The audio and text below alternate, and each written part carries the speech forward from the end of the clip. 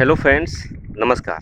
आज के इस वीडियो के माध्यम से एक्चुअली जो है ट्रैक्शन एंड ट्रैक्टिव एफर्ट या हॉलिंग कैपेसिटी ये क्या होता है, इसके रिगार्डिंग डिटेल आज के इस वीडियो में आपको बताएंगे।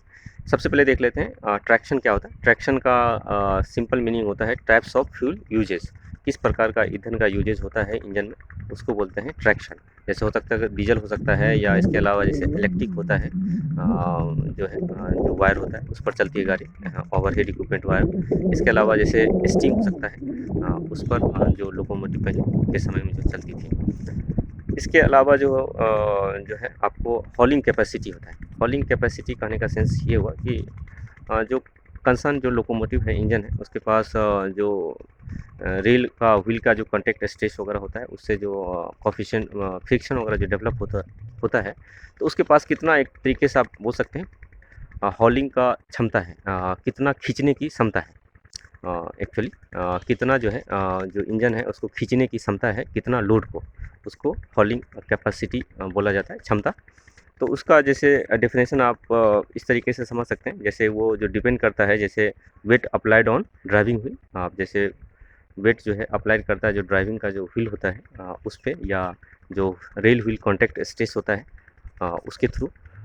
तो आप हॉलिंग कैपेसिटी सिंपल भाषा में समझ सकते हैं कि कितना वो कंसर्न जो इंजन है वो एक्चुअली जो व्हील है उस पर फोर्स लगा रहा है, और कॉन्टैक्ट स्ट्रेस जो रेल व्हील का है, उसके अलावा जो फ्रिक्शन है उसका क्या फोर्स डेवलप हो रहा है। इसके अलावा होता है जैसे आपको जो है ट्रेन रेजिस्टेंस।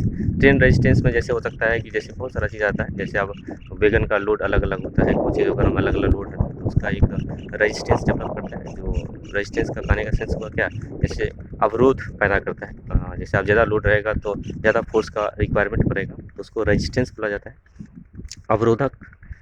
उसके बाद होता है resistance due to track profile. अब ट्रैक का प्रोफाइल कैसा है, जैसे कभी हो सकता है कि कोई ट्रैक ऐसा है कि कटिंग में है, जहाँ पे पहाड़ी इलाका है, कर्व ज़्यादा है या ग्रेडियंट ज़्यादा है, जैसे स्लोप ज़्यादा है, तो उस केस में ज़्यादा उसको क्षमता चाहिए। इस तरीके का उसको resistance due to track profile बोल सकते हैं। रेजिस्टेंस ड्यू टू ग्रेडियंट भी आपको बताई थी। ग्रेडियंट अगर हाइट ज़्यादा है रेल का, तो जाहिर सी बात है ज़्यादा उसको ड्रॉबार जो पुल होता है खींचने की ज़्यादा एक्चुअली फोर्स डेवलपमेंट करना पड़ेगा। इसके अलावा जैसे resistance due to starting and acceleration.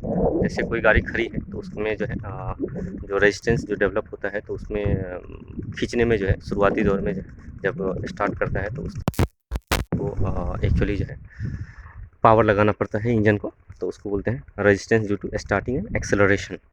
इसके बाद होता है विंड रेजिस्टेंस। हवा वगैरह जो बहती रहती है, जो ओपन ट्रैक वगैरह रहता है, तो देखते होंगे हवा वगैरह वो भी अवरोध पैदा करता है, जैसे तो उसकी वजह से भी थोड़ा ज़्यादा एक्चुअली जो है उसको फोर्स डेवलप करना पड़ता है।